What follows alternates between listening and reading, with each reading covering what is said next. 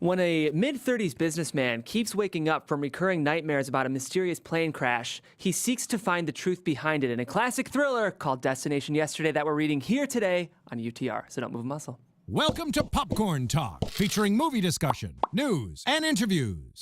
Popcorn Talk. We talk movies. And, ladies and gentlemen, welcome to UTR here on the Popcorn Talk Network. That's where we are. That's where we are. Oh man, I got the wrong mug. Yeah, oh yeah. We're doing some cross-promotion. Roxy has her very own AfterBuzz mug. We do have multiple networks here, guys. Check it out. Yeah. But this is a show where we read Hollywood's hottest unproduced pilots and features. And today we're reading kind of a classic thriller. We haven't really done one of these, I feel like, exciting PG-13 thrillers on the show yet. It kind of reminds me of, like, early 2000s, late 90s, like Paycheck, Ben Affleck, like kind of that Source Code. Source Code. Yeah. Can something be considered classic that hasn't been made? I don't know. That's a good question. It has the feel of a classic. Yeah. But that's let us know in the comments. Can something be classic if it hasn't been produced? Let us know. Guys, my name is Jeff Graham. If you want to find me online, you can do so at Jeffrey C. Graham. And of course, as always, I have a group of amazing actors surrounding me. Yeah. Hi, everybody. I'm Andrew Guy. You can find me at Andrew Guy on Instagram and Twitter. And today, I'll be reading for Theodore. Hey guys, I'm Roxy Stryer. You can find me everywhere at Roxy Stryer, and I will be reading for a bunch of characters, but mainly Nancy, Donna, and Isabella. Hey guys, sorry. Hello. Hi. Morning. I'm Adrienne Snow. You can follow me on Twitter and Instagram at Miss Adrienne Snow, and I'll be reading for Susan and various other characters. And I'm Hudson Miller, and I'm going to be reading for Kevin, the cop, and Andrew. So a bunch of different characters, a lot of fun. You can't find me on any social media. I don't exist. Very spooky. Like the script. Try though. Try to find me. If you do, let me know. It may be my secret It's- doppelganger. It's a fun thing. Yeah. I'm Steve Kaufman. You can find me on Twitter almost exclusively. That is at Steve Kaufman, Kaufmann. I'm playing Mr. Harris, librarian, Mr. Austin, and close to a dozen more. You have to stick around and see. Ooh, nice tease. I love That was it. good. Good plug. Well, as you guys can see, we don't have the writer here in studio, but he is tuning along live. Dexter. Hi, Dexter. Thanks for tuning in. Dexter's is live. a super fan of our show, which is exciting. So thank you, Dexter, for being a fan, and thank you for being a great writer. Dexter pitched me a bunch of log lines, which was really exciting, and I was intrigued by a lot of them. But I was especially excited about this one because we haven't really done a thriller in a long time on the show.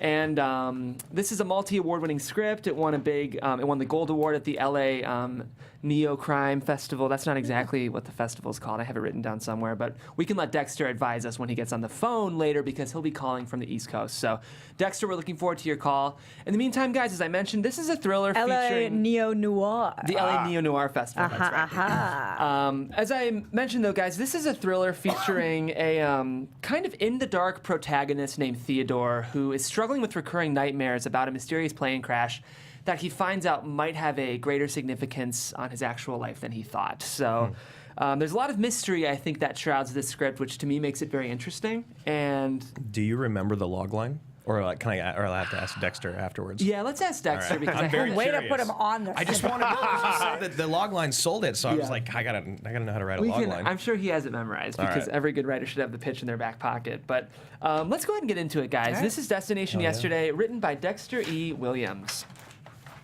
Fade in. Dream sequence. Exterior blue sky day. An airplane peacefully soars across the clear blue sky. It's the perfect morning for the perfect flight. The voice of a flight attendant is heard as she makes an announcement to the passengers who are inside the plane. Attention passengers, we are making our final descent into Los Angeles. We should be landing in 15 minutes, so everyone please have your seatbelts on. We'll be at our destination in no time. It is a tranquil morning flight, and suddenly, without warning, the plane explodes. A huge fireball. Interior, Bennett residence, bedroom, night. Back to reality. Theodore Bennett, 35, wakes up from a terrible nightmare. His screams of terror get the attention of the woman sleeping next to him. Nancy Bennett, 32, hears the screams and sits up to comfort Theodore. Her wedding band glints in the evening moonlight. Teddy, it's all right. It's all right. Look at me. Theodore stops screaming and looks at Nancy. As he sweats heavily, she wipes some of the sweat off his forehead. It's over, baby. It's over. Nancy gives him a hug. Why do I keep having the same shitty nightmare? Interior bathroom day. Theodore showers as he tries to recover from the nightmare. He washes his face and reaches for the bar of soap. The soap is bright orange. Exterior, blue sky, day. Flashback. A bright orange flame as the plane explodes in midair. Interior bathroom day, back to present. Theodore stands there as the water pours on his back. He tries unsuccessfully to shake off the image of the exploding plane. Interior kitchen day. Theodore, now dressed for work, has breakfast with Nancy. She puts down her French toast and looks up at him. You considered vacation time From what? from your time at work? Nancy, that's the last thing on my mind right now. Nancy sees Theodore in a perplexed state, and she soon has a worried look on her own face. What's wrong, Teddy? Thinking about the nightmares again? I'm all right, honey. No, you're not. You can't fool me. Theodore sighs. How the hell can I focus on work when these goddamn nightmares keep creeping up on me every night? Some time off work would do a world of good for you, Teddy. I can't do that. Gotta finish that calendar project for Mr. Harris or he'll fire my ass. Tell me about the nightmare. Come on, honey. Do we have to go through this every... Please. Theodore takes a moment. It's so vivid. He shows a troubled look on his face as he puts down his cup of coffee. There's this flight attendant, and she's... He finds it difficult to continue. And Theodore doesn't respond. Teddy, Let's just talk about it later, all right? He checks his watch. I gotta go. you can't ignore this forever, Teddy. Don't want to be late. Theodore takes one last sip of coffee, grabs his work folder, and heads out the door.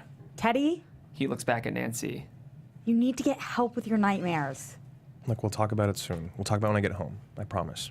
He kisses her goodbye and leaves, and she notices his half-eaten French toast and sighs. Interior car day. Theodore drives to work as he talks to his associate via cell phone. He has it on the speakers. Trying to finish it ASAP. Remember the deadline? Yeah, I know. Next Thursday's the deadline. Okay, see you at the water cooler. You bet. He hangs up the cell phone. Interior, Anthony Group Advertising, Theodore's office day.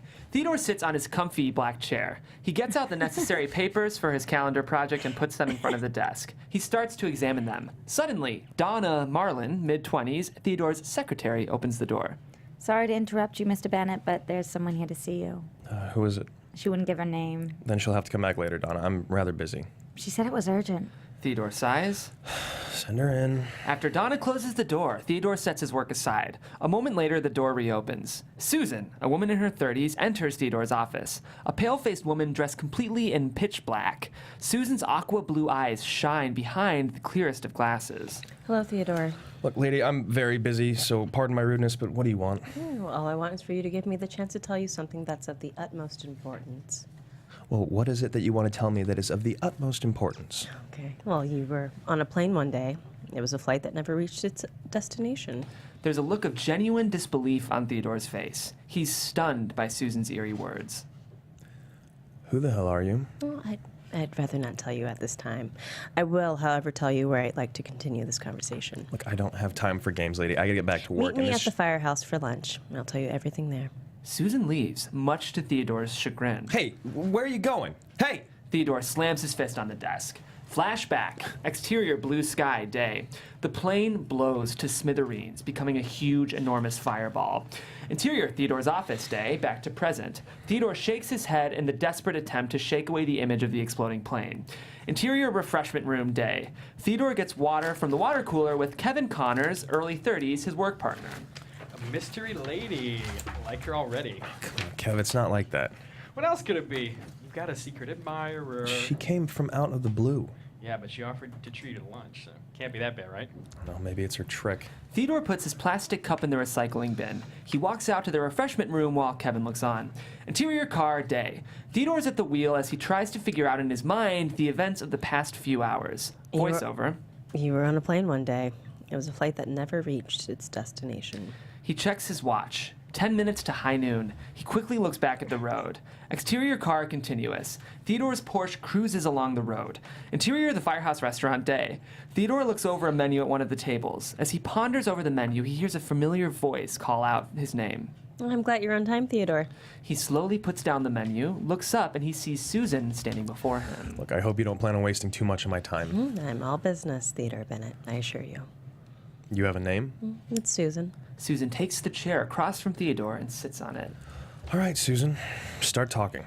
Well, you got on a plane one morning to go from Sacramento to Los Angeles. Los Angeles. Please let me finish. The flight was on a Tuesday morning. How long ago was this flight? Some years ago. And did something happen on that flight?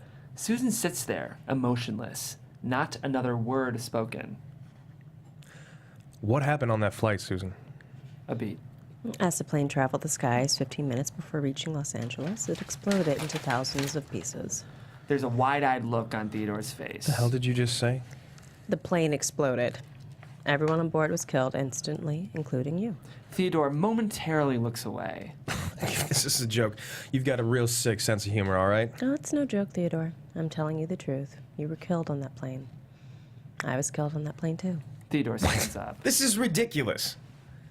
You can't expect me to believe this shit. What, we're dead? No, we are very much alive right now. Theodore sits back down. When did the plane explode? In the spring of 1979. 1979. Lady, I was born in 1982. Explain that. You were not Theodore Bennett when you died. What the hell are you talking about? We have both been reincarnated. Theodore momentarily looks away from Susan, then he looks back at her with a pissed-off look on his face. Look, I don't know what kind of scam you're trying to pull, but it's not going to work. But Stay the hell away from me. Theodore gets up and walks away from Susan. Exterior driveway day. Theodore's Porsche makes its way toward the driveway, arriving at his house. Theodore gets out of the car as he takes his work folder with him, and he walks up the steps to the door. Interior, Bennett residence, living room continuous. Nancy reads a tour guide of the Bahamas when her husband comes in. She comes to the door and kisses him. Welcome home, honey. I'd rather be sleeping than talking right now. That kind of day for you, huh? Yeah. Theodore notices the tour guide in Nancy's hand. Where are you going? He closes the door and settles in. I was planning a vacation for the two of us, but now I'm not sure if it's a good idea, so What's with you? still thinking about your nightmares. Theodore sighs. Nancy, do we have to go through this again? You promised we'd talk about it when you got home. Tonight? All right, tonight, for sure. How was lunch? It sucked. Theodore kisses Nancy, then he walks away toward his bedroom. Interior bedroom continuous. Theodore takes off his shoes and plops down on the bed. He sees the work folder on the front of the bed, and he gets up to grab the folder and its empty contents. He sees the unfinished calendar. He's about to take a closer look at the papers when the phone rings. He answers it.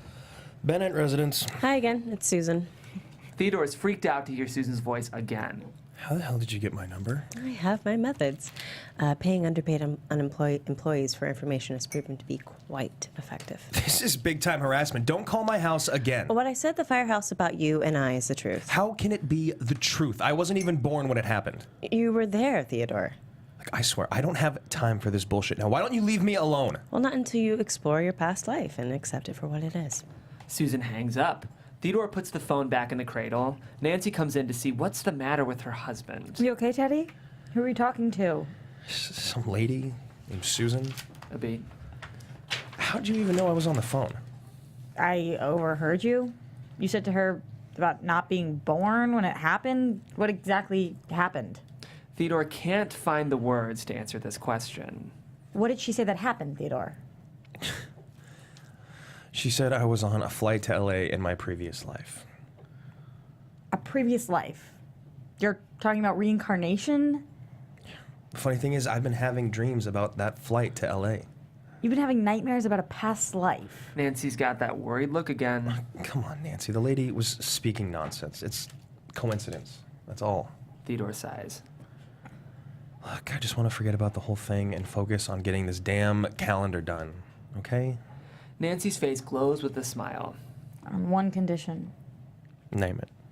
You take time off after the calendar's done so you and I can go on vacation. It's a deal. Theodore smiles as well. Interior, Roger Harris's office night. Roger Harris, late 40s, Theodore's demanding boss, is on the phone. Public demand for the calendar surpassed our expectations, so I'm changing the deadline to next Tuesday morning. Interior, Theodore's room continuous. Theodore's on the other line as he talks to Mr. Harris. Oh, come on, Mr. Harris. I can't finish up that fast. I'm way behind on schedule as it is. I suggest you find a way to get the job done, or I'll hire someone else for the job. Good night, Mr. Bennett. Mr. Harris abruptly hangs up on Theodore. Theodore slams the cell phone down and he turns the computer off and heads for the bedroom. Interior bedroom night. Theodore wakes up from the same nightmare he's had for the past few nights. Jesus Christ, Nancy no. wakes up. Teddy, it's okay. It's okay. Theodore looks to Nancy. Is it, Nance? Well, every night it seems to get less and less okay for me. She gives him a comforting hug. Interior, Anthony Group Advertising, Theodore's office, day. As Theodore continues his work on the calendar, someone knocks on the door. He quickly puts his work aside. Come in.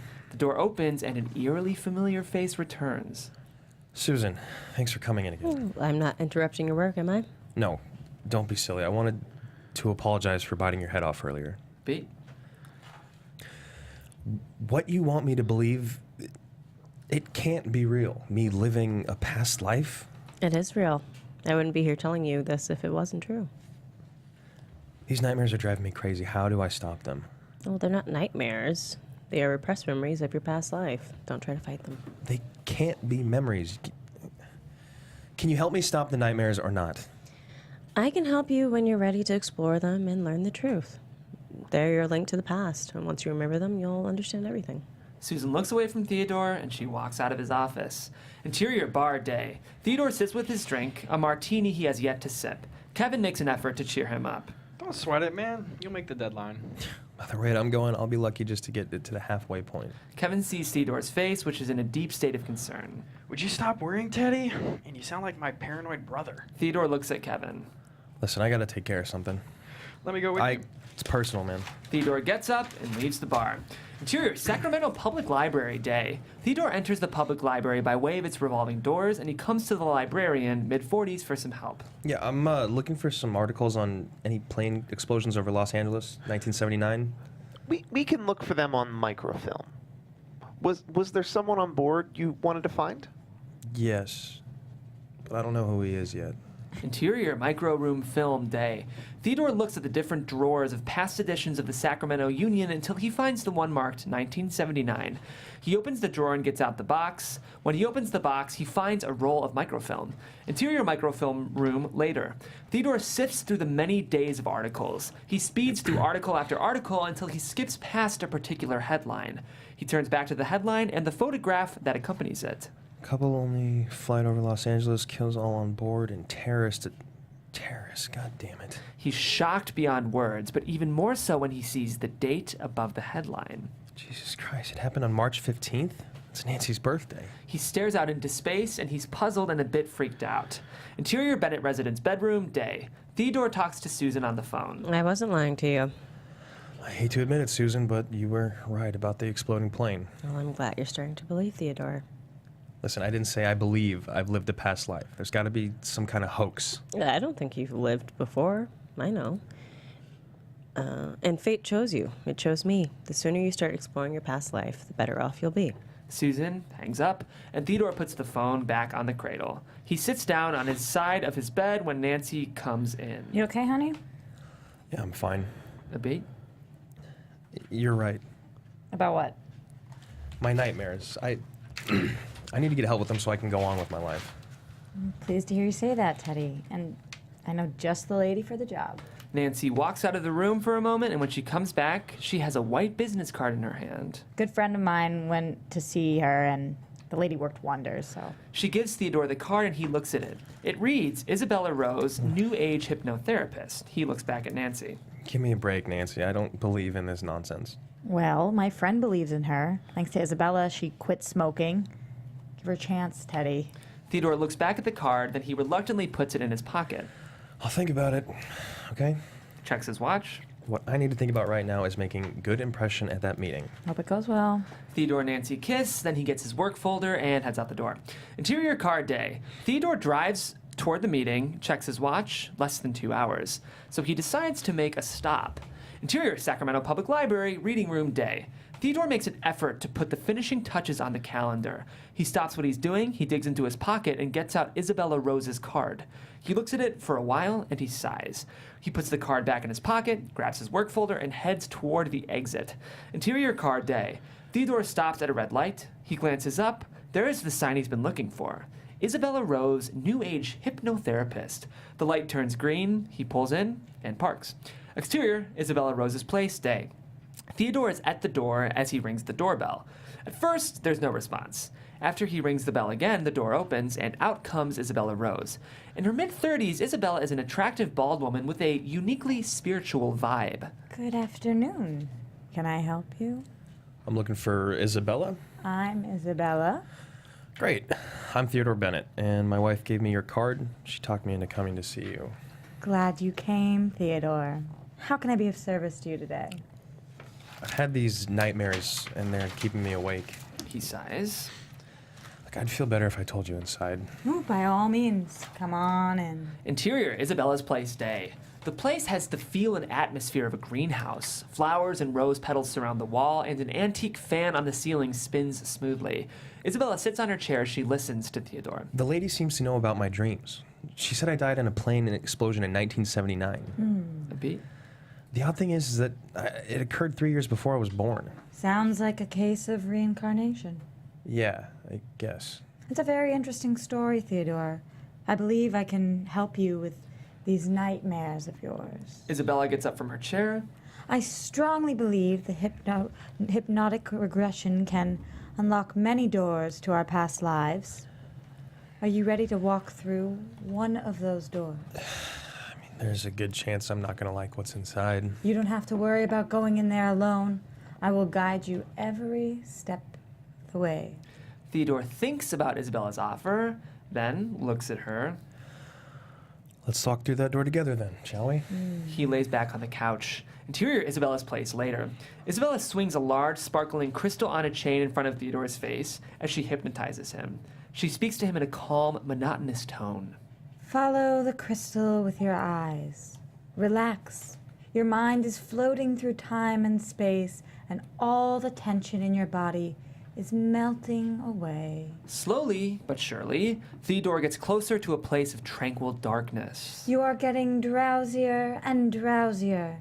You cannot keep your eyes open.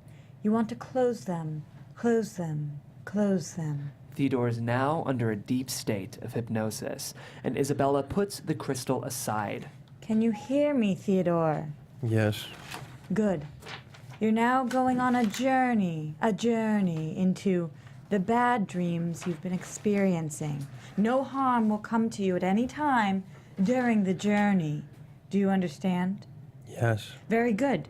When I snap my fingers, you'll be instantly transported back to the fatal moment in 1979. 1, 2, 3. Isabella snaps her fingers. Interior plane, day 1979. Through his mind's eye, Theodore is on the plane as his, quote, reincarnation. He sees it through that person's POV. Oh my God. What's wrong, Theodore? I'm on the plane, and I see a pair of black hands holding some sort of magazine. The black man, whose face cannot be seen, puts the magazine down. He shifts his attention to the face of a woman. He's looking at someone. Who is it? A lady. An Asian lady. She's smiling at him. Theodore sees her name tag. What's her name, Theodore? Samantha. Samantha Chang. He sees the man give Samantha a kiss. He's getting up from his seat. He's headed towards the lavatory. What else does he see? He sees rows of couples. The guys are wearing tuxedos and the ladies are wearing dresses. Interior plane lavatory continuous. Theodore continues to see through this man's point of view. He's in the lavatory now. He's looking himself in the mirror. I see his face. A black face. There's a name tag below his face. What is his name?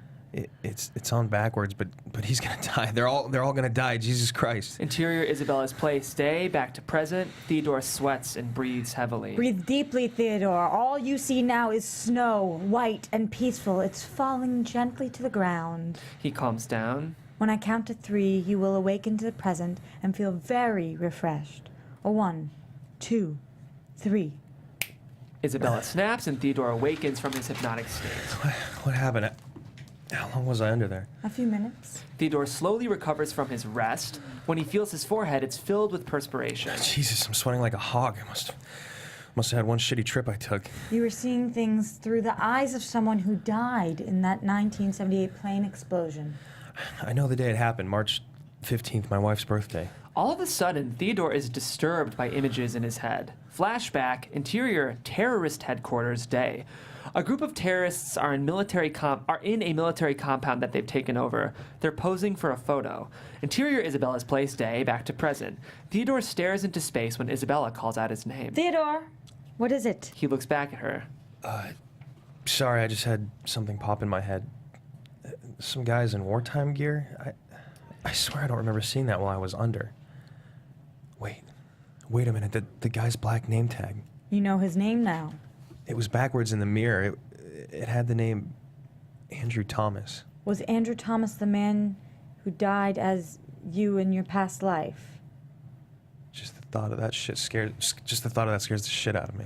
Interior car day. Theodore drives toward the meeting, his mind occupied with the session with Isabella and the startling image of the men in wartime gear. He checks his watch. It's a half hour before the meeting. Interior Carol Tessler's living room day. A conversation brews between Nancy and Carol Tessler, mid-30s, an African-American woman who's a good friend of Nancy's. Nightmares of a plane crash? That's odd. Did he lose a loved one recently or something? Not that I know of. I know that's not stopping him from working himself sick, though. Nancy stops in the middle of a sentence when her eyes get transfixed on Carol's fireplace. What's wrong, Nancy? Nancy stares at the fireplace. Flashback, interior living room day. A black man and an Asian woman make love in front of a fireplace and kiss passionately. Interior Carol's living room day, back to present.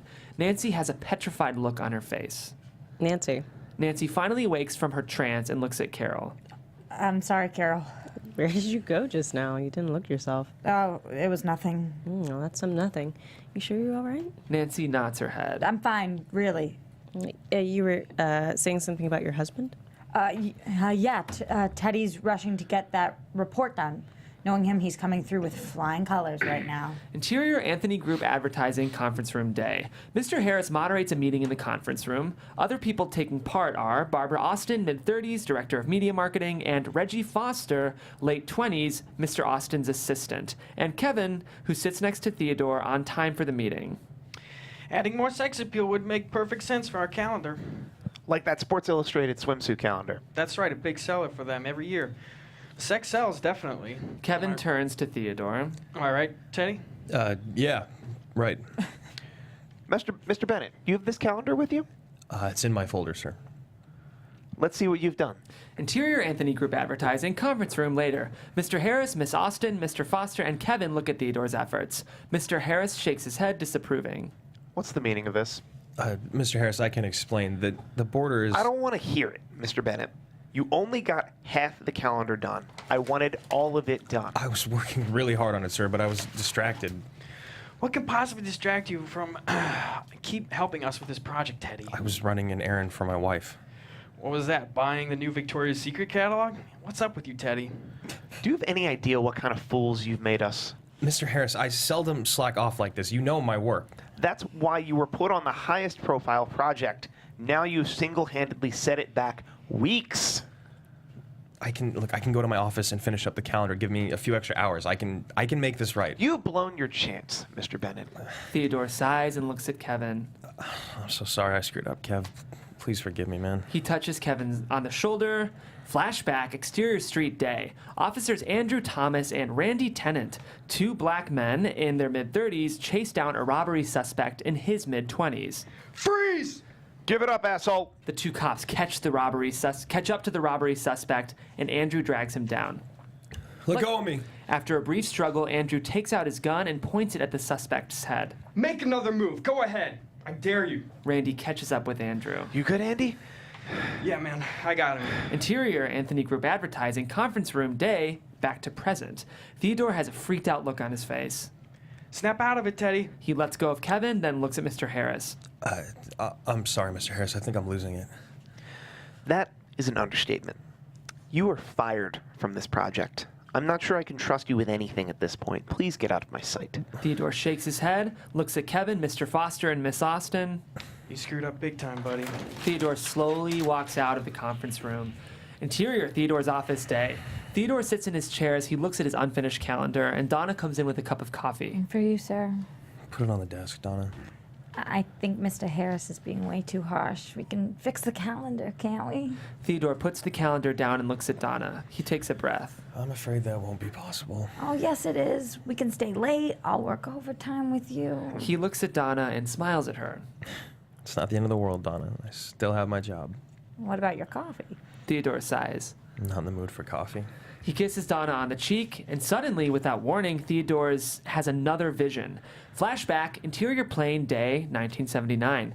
Theodore sees the flight attendant, mid-20s, make an announcement to the passengers on the flight. We are making our final descent into Los Angeles. Interior, Theodore's office, day back to present. Theodore looks at Donna with a spooked look on his face. Are you okay, Mr. Bennett? He takes a moment to clear his head. No, Donna. No, I'm not okay. I need to get some fresh air ASAP. He puts his papers back in his work folder. He's about to leave the office when he pauses, then looks back at Donna. Where's the nearest bookstore? Exterior Anthony Group Advertising, parking lot, day. Theodore slowly walks toward his Porsche. Why can't I think straight? All these goddamn visions there's gotta be an answer to this. Interior Barnes & Noble bookshop, day. Theodore browses around the New Age section as he searches for books about reincarnation. He finds a book that probes an investigation into past lives. He takes the book to the counter. Interior Sacramento Public Library, microfilm room, night. Theodore looks at the 1979 article about the plane crash. He reaches into his pocket and gets out some change. He puts the change into a slot and prints a copy of the article. Interior Theodore's room, night. Theodore is on the phone as he takes another look at the photograph of the exploding plane. Tomorrow morning at 9. No, yeah, I'll be there. If he'll be there. No, assistant editor. I know he's a busy man. Well, so am I. Look, tell him about the article.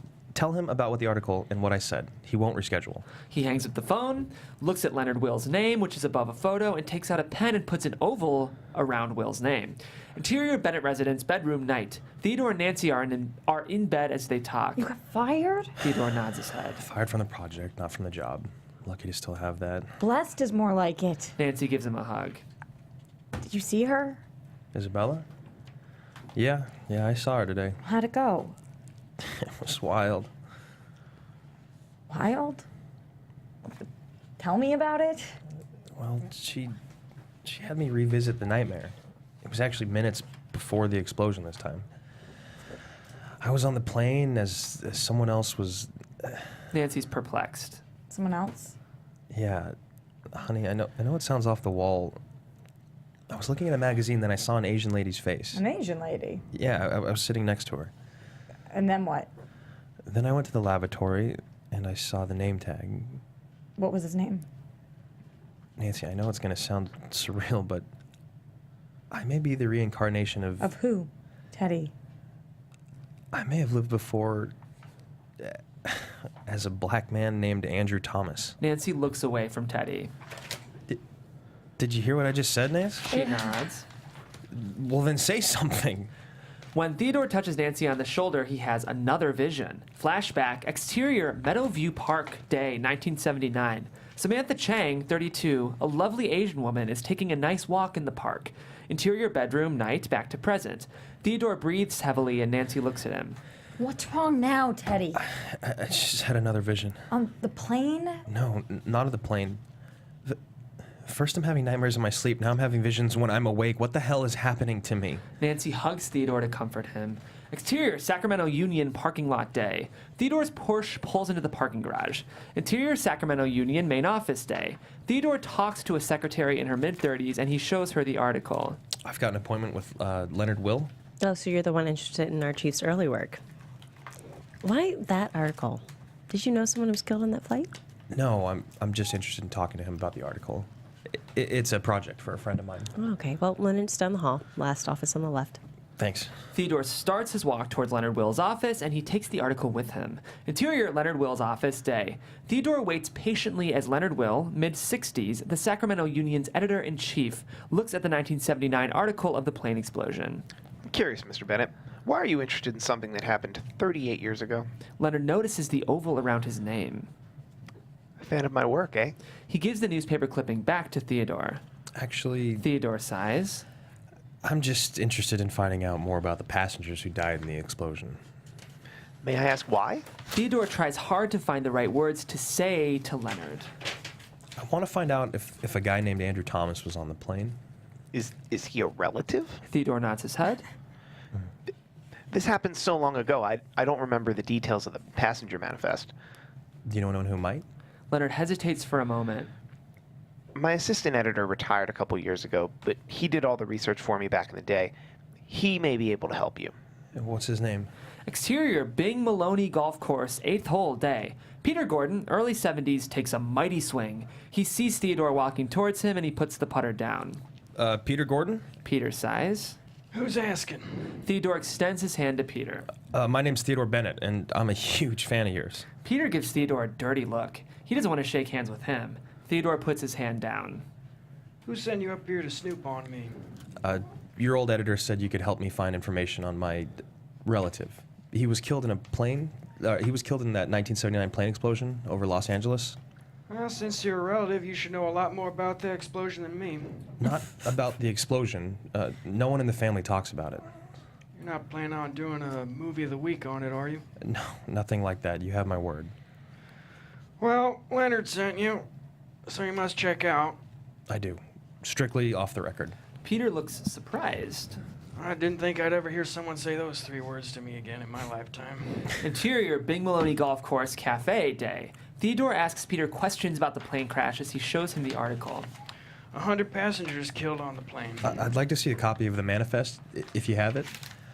I want to find out if Andrew Thomas was on that flight. Peter takes a deep breath.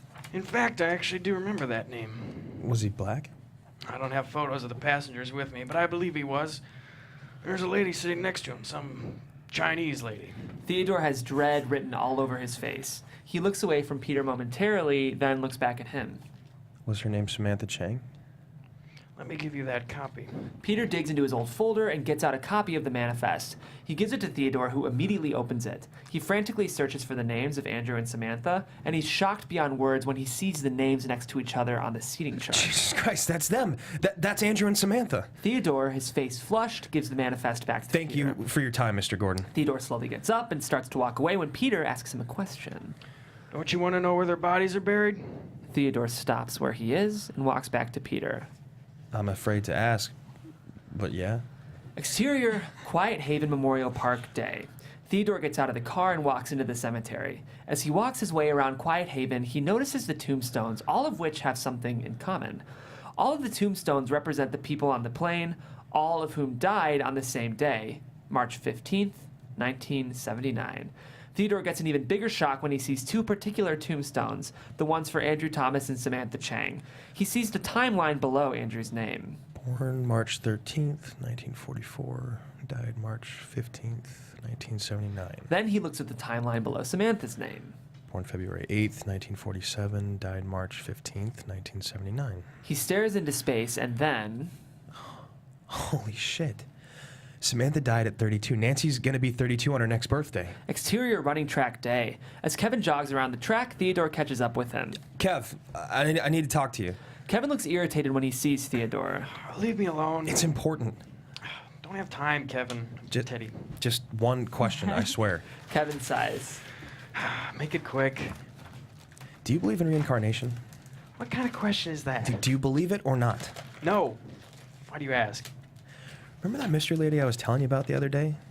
Yeah, I remember. Well, I met her at the firehouse not too long ago. She believes I've lived a past life. That's ridiculous. Listen to me. She says I died in a plane explosion 3 years before I was born.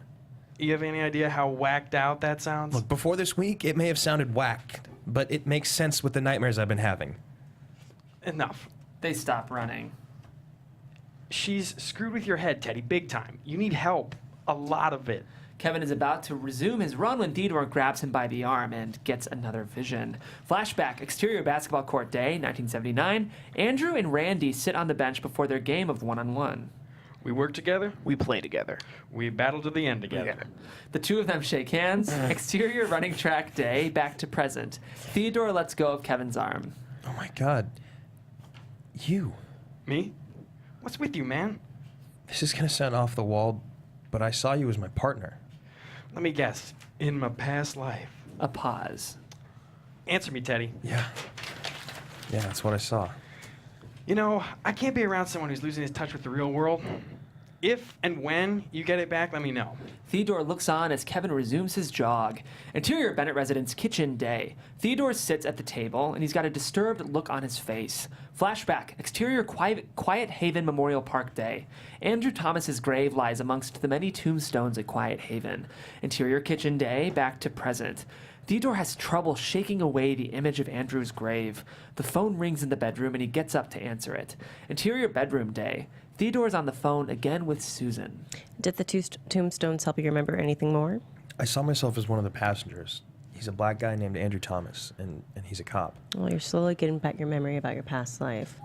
I'm very pleased about that. You should consider seeing that hypnotist again. I don't know about that, Susan. In fact, I'm not sure if I even want to explore this any further. But you've made so much progress, Theodore. Keep walking the path and you'll have all the answers. Susan hangs up, and Theodore puts the phone back on the cradle. Interior hotel room day. Susan sits in front of the mirror, and she sighs. Dream sequence. Interior Andrew Thomas's living room day. Andrew makes love to an Asian woman in front of the fireplace, and they kiss passionately. And we suddenly shift to interior terrorist headquarters day. A couple of terrorists talk as they put a sensitive device, which is set on a timer, inside a rectangular-shaped box. Our sacrifices will be honored for many years, my brothers. Can you tell us now where we're going? We have done everything you told us. This is true. But we all had to be tested for our loyalty. I only found out the target this morning. What is the mission? We leave tonight for Sacramento International Airport. There are many flights to Los Angeles from there, and we will know which flight soon after we arrive. Interior bedroom day, back to reality. Theodore wakes up from his nightmare. Christ. What am I supposed to do with this shit? He sighs. I can't stop something that's already happened. Exterior lunch cafe day. Nancy and Carol have lunch as they talk. I haven't told Teddy yet, but I plan to fly to LA for my birthday. What's in LA? Who's in LA is the real question. A beat. Well, who are you seeing? A good friend. Well, why don't we drive to Avon and get something for your big day? I got a better idea. Let's shop for my friend, because she's got a birthday coming up as well. Well, sounds great. You drive. I don't think that's a good idea. Why not? Suddenly, Nancy stares out into space, and flashback, interior car day, 1979. Samantha talks with Andrew as she drives him to work. There's nothing to see in Los Angeles, Sam. I grew up there and I left. End of story. Samantha sighs. Baby, please don't do this again. I'm not marrying a ghost. Mrs. Andrew Thomas will know her husband's roots, whether he likes it or not. Andrew smiles at her. And you won't enter any more of those goofy wedding contests if I do this, right? If it doesn't work out, no more promotions, promise. I'm holding you to it. Till death do us part. Exterior lunch cafe day, back to present. Carol tries to bring Nancy back to reality. Earth to Nancy? Carol touches Nancy on the shoulder, and Nancy looks at her. Sorry, must have zoned out. Are you sure that's all that was? Positive, yeah. Interior Avon store day. As Nancy and Carol look around the Avon store, they get help from Kathy, an Avon lady in her late 20s. Is there something you ladies are looking for? We're looking for a box large enough to fit a dress in. Yeah, she's got something for her friend's birthday. She's getting something for her friend's birthday. I've got the perfect box for you. Kathy takes out a shiny rectangular red box, and Nancy's eyes are transfixed on the red box. Flashback, interior flower shop day, 1979. Andrew gives Samantha a bunch of red roses. For me? They're lovely. Thanks, Andrew. Andrew and Samantha hug each other. Interior Avon store, back to present. Carol sees Nancy's glazed look. Nancy. Nancy snaps out of her dream state. Yeah, it's perfect. What would you like to put in the box? Nancy thinks about it for a moment, and then she looks at Kathy. Something that marks the start of a better life. Interior, Isabella's place, day. Isabella once again puts Theodore under hypnosis with her large, sparkling crystal. You are descending into a state of total relaxation. Don't fight it, Theodore. Just follow the crystal with your eyes and think of nothing else. Theodore's eyes start getting heavier. You can't keep your eyes open. They are closing, closing, closing. Once Theodore is completely under, Isabella sets the crystal aside. You are now in a deep, deep sleep. You are at peace listening to the sound of my voice. Can you hear me? Yes. Good. I want you to go back to 1979. I want you to go back to the day before the explosion. You'll be there at the snap of my fingers. 1, 2, 3. You are there now. What do you see? Interior Andrew Thomas's house, living room, day, 1979. Theodore, in a hypnotic state, sees Andrew and Samantha making love near the fireplace. I'm in Andrew's living room. He's at the fireplace with Samantha. What are they doing, Theodore? Theodore listens in on the conversation between Andrew and Samantha and sighs.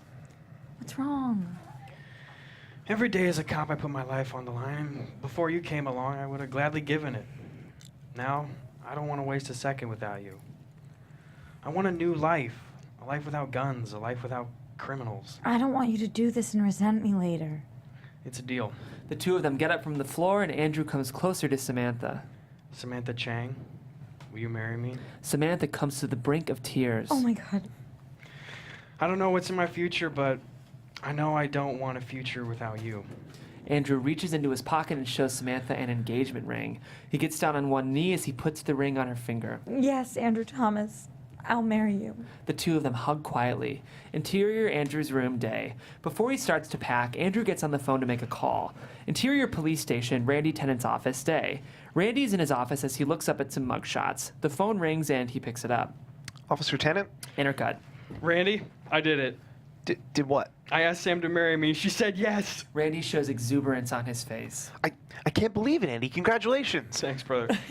When's the big day? Oh, tomorrow morning, Sam and I are going to a flight on LA with couples for as part of this special wedding promotion.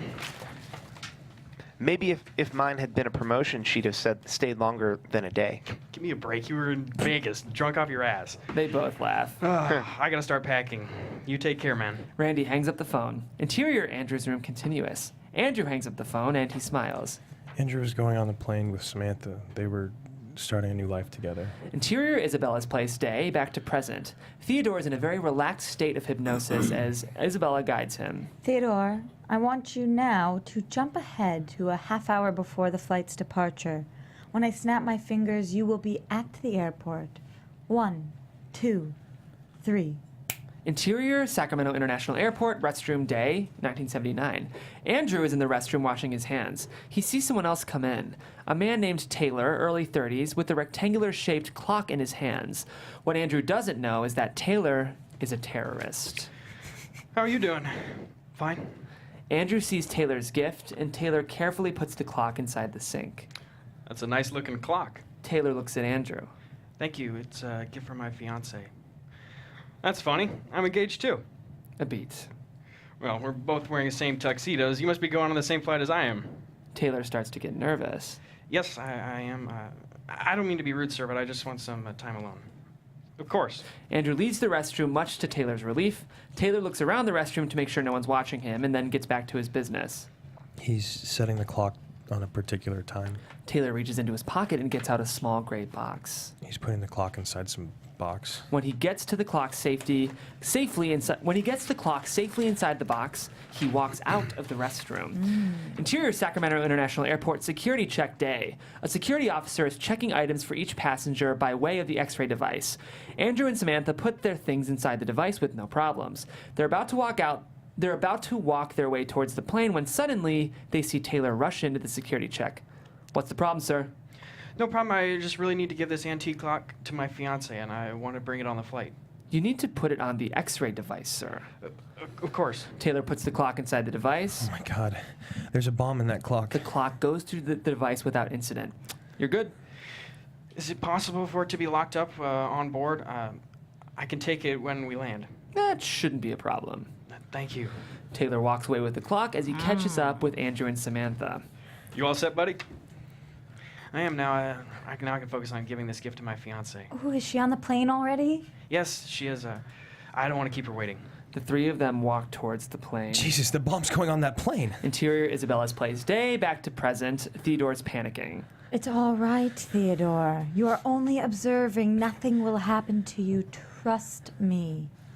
Now let's jump ahead to the flight, just minutes before the explosion. I can't. I need you to go inside the plane, Theodore. It will be difficult, but it's the only way to get the answers you seek. Are you ready? Theodore calms down a bit. Yes. When I snap my fingers, you will be on the plane. Interior plane, day 1979. Theodore, still in his hypnotic state, is now inside the doomed plane. What do you see, Theodore? I see rows of couples. The guys are dressed in black, the ladies are dressed in white, and they're all wearing name tags. Where are Andrew and Samantha? Theodore stops when he sees Andrew and Samantha. Andrew reads a magazine when he sees Samantha with a concerned look on her face. What's wrong? I feel like bride number 20, not Sam. It's not special. Baby, it shouldn't be any less special. What time is it? Andrew checks his watch. It's 9:20. He looks back at the magazine, puts it down, and looks to Samantha. Need to fresh up a little. Andrew kisses Samantha, then gets up from his seat and heads towards the lavatory. Suddenly, the scene shifts to interior plane cockpit area continuous. Theodore sees something inside the compartment that's a few feet away from the pilot. Jesus Christ. What's wrong, Theodore? What do you see now? I'm in the cockpit area, and I see the clocks inside the compartment, and it's ticking. It's the bomb. Interior Isabella's place, day back to present. Fear and dread have taken over Theodore's Oh my face. God, Andrew and Samantha are gonna die. They're all gonna die. Interior plane, 1979. Andrew returns to his seat. You okay? I feel pretty good, but I'll feel even better after you and I do this. Andrew and Samantha get into a kiss. Ooh. Meanwhile, the flight attendant stands near the front of the plane and she smiles at the passengers as she makes an announcement. Attention passengers, we are making our final descent into Los Angeles. We should be landing in 15 minutes. Interior plane cockpit area continuous. The clock ticks down to its last seconds before 9:23, the time of detonation. The seconds tick away. 15, 14, 13. What else do you see, Theodore? Time running out. 5, 4, 3, 2, 1. Exterior blue sky plane continuous. The plane is completely destroyed and 1,000 pieces scatter all over the clear blue sky. Samantha! Interior Bennett residence living room, day. Nancy comes in and she brings the red rectangular box with her. Interior bedroom continuous. Nancy takes the box and she carefully puts it underneath the bed. Interior living room continuous. Nancy is about to settle down when she sees Theodore at the door. She notices the scared look on his face and she walks towards him. What's wrong, honey? You act like you've just seen a ghost. It's something worse. Interior kitchen, day. Theodore paces the floor while Nancy sits down. Are you sure about this, Teddy? I thought it was a bunch of bullshit, honey, but it's the truth. How exactly did you die? One of the passengers was a terrorist. He planted a bomb on that plane. That's what killed them all. The plane blew up at 9:23 a.m. It happened 38 years ago tomorrow, on your birthday. Nancy shakes her head. That's bizarre. Who were you in your previous life? I was a man named Andrew Thomas, and he was black. He had a fiancée with him on that plane, an Asian lady. Her name was Samantha Chang. Nancy has a sullen look on her face, for she realizes that Theodore now knows the truth about her past life. This may be hard to believe, Nancy, but you were Samantha in your past life. I know that now. Nancy tries to show her fear of being found out. Me living a past life as an Asian lady. I gotta admit, Nancy Teddy... cannot finish her sentence. It's strange, I know, but it's true. We both live past lives, Nancy. I think it's a sign that we were destined for each other. Nancy makes an effort to keep her emotions intact. I'm taking a flight to LA tomorrow to see a friend. Theodore is suddenly concerned. Wait a minute. Tomorrow will not only be your birthday, it will also mark the day of the explosion in 1979. Can't it wait till Saturday? You're being silly, Teddy. It's only a coincidence. What if it's not? Nothing's gonna happen to me, honey. I promise. She kisses Theodore and then she walks out of the kitchen. He starts to follow her, but he stops in his tracks. Interior bedroom continuous. Nancy starts to cry. The realization of her past life being found out is too much for her to handle. Interior Theodore's room night. Theodore sits in his chair as he talks to Susan on the phone. I may not have believed in reincarnation before, but I certainly believe in it now. How do you feel about having lived before? I don't know how to feel. The only thing I feel right now is that maybe I would have been better off not knowing any of this. Well, at least now you know the truth. Susan, you said that you were on that plane. Who were you? Oh, I don't think you're ready for me to tell you that. I am damn ready for you to tell me. No more games, lady. Tell me who you were in your past life. Tell me now, Susan. When I meet you again, Theodore, I will tell you. Where? The line goes dead. Susan? Theodore slams the phone down on the cradle and he calms down and takes a couple more deep breaths. Interior hotel room night. Susan looks at herself in the mirror, her face filled with shame and regret. Interior bedroom night. Theodore lies next to Nancy, who sleeps peacefully after her crying episode earlier that day. When he closes his eyes and goes to sleep, all of Theodore's worries dissolve for the night. Dream sequence. Exterior blue sky plane day. An American Airlines flight goes smoothly until the plane blows up. Interior bedroom day, back to reality. Theodore wakes up from the nightmare. Jesus Christ. Another plane crash? He settles down, but when he doesn't see Nancy sleeping with him, he starts to panic. Nancy? Nance, where are you, honey? He doesn't see her. He goes to the bathroom. Theodore's eyes get hold of a closed note from Nancy's dresser back in the bedroom. Fear starts to creep inside his head. Interior bedroom continuous. Theodore slowly walks toward Nancy's dresser, gets the note, opens it, and starts to read. I'll love you in this life and the next. Nancy. He throws the note into the trash bin. He rushes to interior Theodore's room continuous. Theodore gets the telephone directory, and he scans through the pages until he finds the airport's number. He grabs the cell phone and dials the number. What's the next flight from Sacramento to Los Angeles? When does it take off? In an hour? He hangs up the phone, finds the newspaper article, and puts it inside his pants pocket. Exterior driveway continuous. Theodore locks the door and rushes to his car. He fumbles the car keys. Bitch, let me see you. There you are. He turns the key and gets himself back into the car. He turns on the ignition, backs up, and starts his way toward the airport. Interior taxi cab day. Nancy checks her watch, which says 8:10. The cab driver, late 50s, talks to her. Where you headed? Airport. I'm catching a flight to LA. Going to Hollywood, eh? Making a movie? Meeting a friend there, actually. Is she in the business? No, she's a normal person, if you can call her that. Nancy has her friend's gift firmly in her hands. Interior Theodore's car day. Theodore drives faster than usual on his way to the airport. Freeway continuous. The Porsche speeds up to 75 miles an hour. It gets the attention of a police car. Interior car continuous. Theodore hears the police car's siren. He looks at his outside rearview mirror and sighs. Exterior freeway continuous. Theodore's Porsche comes to a complete stop out of the freeway and onto the shoulder. The cop, late 20s, inside the police car stops as well, and he turns off the lights and the siren. He gets out of the car and approaches Theodore. Interior car continuous. Theodore hangs his head down on the steering wheel. The cop knocks on Theodore's car window and he rolls it down. I know what it looks like, officer, but if you'll just hear License me... and registration. But I... Now. Theodore stares at the cop. Exterior Sacramento International Airport day. The cab driver stops at the unloading area. Nancy takes the gift and gets out of the cab. Nancy walks to the cab driver and smiles. She puts the box down and reaches into her wallet. How much? $9.23. She pulls out $10 and gives it to the cab driver. After she has given her change, Nancy gives him a $5 tip.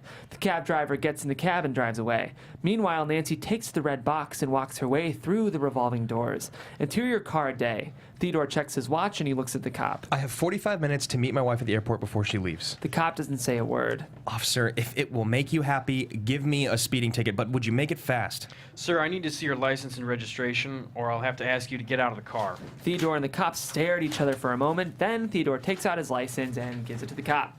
Where's your registration? I was in such a hurry, I must have left it at home. Look, could you give me my license back so I can go? Sir, I'm going to have to ask you to get out of the car. But it's a matter of life and death. Get out of the car now. Theodore hesitates and then he reluctantly gets out of the car. Interior Sacramento Airport security area day. Nancy puts the red box in the conveyor belt and she walks through the metal detector. The detector beeps and the security guard comes to Nancy. Empty your pockets, ma'am. She empties her pockets. After she puts her house keys in the small dish, she walks through the metal detector again. You're clear. Nancy takes the house keys and puts them back in her pocket. She takes the red box with her as well. Freeway day. Theodore is now being frisked by the cop. A life is on the line. I gotta be there to save her. As the cop continues to frisk him, Theodore checks his watch. 43 minutes to departure. Now turn towards me, nice and slow. He turns to face the cop and he sees the license in the cop's hand. Theodore reaches for the license, but the cop pulls his gun at him. Try it again. I dare you. Try it again. Are you kidding me? I gotta get to the airport. Shut up! Just shut up. Now stay where you are. Theodore runs toward the cop and the two get into a scuffle. After the brief struggle, Theodore knocks the cop down and he sees the license on the pavement, picks it up. Don't get up. The cop catches his breath as he tries to get back up. I said don't get up. Theodore runs toward the Porsche. Once he gets back in the car, he drives away. Meanwhile, the cop gets back on his feet and rushes to the car. Interior Sacramento International Airport day. Nancy walks toward the gate for her flight, and after a long walk, she sees the gate. Interior car day. Theodore swerves his way past cars, and he pounds on the steering wheel. Interior Sacramento Airport, gate C9 day. Nancy sits at her seat as she waits for the plane to arrive. She looks back toward the window, then she focuses her attention on the red box that stands next to her. Interior car day. As he drives, Theodore sees a particular exit, not a moment too soon. Exterior Sacramento Airport parking lot day. Theodore arrives at the airport. The Porsche finds one of the few vacant spots in the parking lot and it parks there. Interior car day. Theodore takes the keys out of the ignition and gets out of the car. He locks the door. Exterior Sacramento International Airport continuous. Theodore runs toward the airport. He just escapes being hit by a couple of cars and an angry driver rolls down the window. Watch where you're going, asshole. He gets to the revolving doors and enters. Interior Sacramento Airport continuous. Theodore checks out all the signs as he tries to find American Airlines. When he does, he sees a receptionist in her mid-30s there. He runs to her for help. I have to find my wife. Oh, do you have a boarding pass, sir? No, I'm not trying to board. I just want to get my wife off. Oh, okay. Well, I'm sorry, sir. I can't allow you to pass this point without a ticket or a boarding pass. Please, just let me through. I need to warn her. About what, sir? That plane is going to explode. The receptionist pauses. I'm calling security. There's no time for that. You've got to cancel the flight. Theodore takes out the newspaper article and shows it to the receptionist. This is going to sound crazy, but it's the truth. My wife is the reincarnation of a woman who died in this plane crash 38 years ago today. He sighs as he puts the article back in his pocket. If you don't cancel the flight, everyone on that plane is going to die. And that includes my wife. Interior police car day. The cop drives as he gets on his walkie-talkie. Dispatch, this is Unit 42. Need an APB on a white male, mid-30s, driving a red Porsche near the airport. He's armed and dangerous. Over. Puts down the walkie-talkie. Interior International Airport day. Theodore continues his efforts to prevent history from repeating itself. Call security, do something, but cancel the flight now. The receptionist hesitates, then she puts up the phone to contact security. There's a man here whose wife is on Flight 204 to Los Angeles. He claims that this plane is going to explode, and he wants us to cancel the flight. Yes, sir. He seems quite serious. Okay, good. I'll tell him that. She gets off the phone. Sir, the flight is being canceled, and security will search the plane for explosives. Theodore breathes a sigh of relief. Thank you so much. You're a lifesaver. Now, what gate did the passengers depart? Gate C9. I have to see Nancy. He runs toward gate C9. Sir, you can't get on that plane. Exterior Sacramento Airport parking lot day. 4 patrol cars drive through the parking lot in search of Theodore's car. Interior patrol car continuous. The cop is on the search when his eyes spot a certain Porsche. He gets on his walkie-talkie. Dispatch, this is Unit 42. I found the suspect's car. He's got to be inside the airport. I'm going in. Where's backup? Interior Sacramento Airport, gate C9 day. Theodore looks out the window. As he waits for the passengers to get off the plane, he clasps his hands in prayer mode. Come on, Nancy, get off that plane. Suddenly, airport security men come to the gate. Sir, you have to come with us. Theodore turns around and sees the security men. Look, I want to see my wife get off the plane first. No, you're going to have to come with us first. I'm not leaving without Nancy. International Airport continuous. The cop and his fellow cops talk to the receptionist. We're looking for a white male in his mid-30s. He's wearing a burgundy shirt and dark blue pants. He ran to gate C9 without any paperwork. Security has him in custody waiting for you. We had to cancel a flight because he threatened to blow up the plane. I was afraid of that. Where's gate C9? Interior International Airport, gate C9 continuous. Theodore finds himself in a tight situation with the airport security men. Sir, calm down. You are not going anywhere near that I plane. have to see if she's okay. Why wouldn't she be? We canceled the flight like you demanded. The passengers will deboard any moment. As Theodore looks back at the plane outside, the 4 cops race to the gate and point their guns at him. Hold it right there. Turn around. Slowly. Theodore ignores the cops' commands as he waits for the passenger to get off the plane. Turn around and put your hands up. Theodore finally puts up his hands and he slowly turns around to face the cops. Look, I'm not here to cause trouble. I just want to see my wife, Nancy. And I don't plan to leave without her. Don't do anything stupid. You don't want to get shot, do you? Theodore hesitates. Get on the floor. I'm not going to tell you again. As he slowly gets down on his knees, Theodore starts having another past life vision. Flashback, exterior back alley night. Andrew is surrounded by a quartet of gang members. Each gang member has a baseball bat in his hand. Andrew is down on his knees as he sets his eyes upon one of the bats. You're surrounded, cop. With nowhere to run. And nowhere to hide. How are you going to get out of this one, punk? The gang members frisk Andrew. Interior Sacramento Airport gate C9 day back to present. While the cops frisk Theodore, he looks at fellow cop number 2. He's suddenly freaked out. Flashback exterior freeway day, 1979. Randy has stopped a carjacker who was one of the gang members who gave Andrew a hard time just a few nights ago. Let me see your hands. I'm not going to ask you again. Interior car continuous. The gang member looks at Randy. Whatever you say, cop. The gang member slowly starts to put up his hands, and he suddenly takes out a .357 Magnum. Exterior freeway continuous. Randy pulls out his gun at the gang member, and both men fire their guns as they both get brutally shot in the head. Randy falls to the ground. His watch indicates the time of the fatal shooting. 9:23. Interior car continuous. The gang member's head lands on the car seat. Blood is splattered everywhere. Interior Sacramento Airport gate C9 day back to present. Theodore sees cop number 2 as the reincarnation of his past life's killers. Theodore sees fellow cop number 2 as the reincarnation of his past life killer's partner's killer, and he snaps. He sets his eyes on fellow cop 2's nightstick, and he tries to reach it with his hands. Theodore places it around the fellow cop's chest. With one blow, he hits the cop's chest. The blow forces cop number 2 to get down on his knees, and a blow to the head knocks the cop unconscious.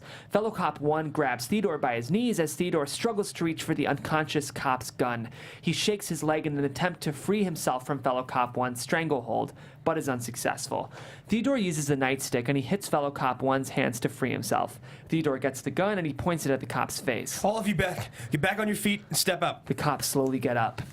Now! As the cops step up, Theodore looks back at the window. He sees the passengers start to get off the plane, and he looks back at the cops. Where are the stairs down to the tarmac? You're not going anywhere. Where are the goddamn stairs? The cop points the finger at the staircase, and Theodore tucks the gun underneath his shirt as he runs toward the staircase. Let's get this bastard before he causes any more harm. The cop stays with the unconscious fellow cop while the other cops go after Theodore.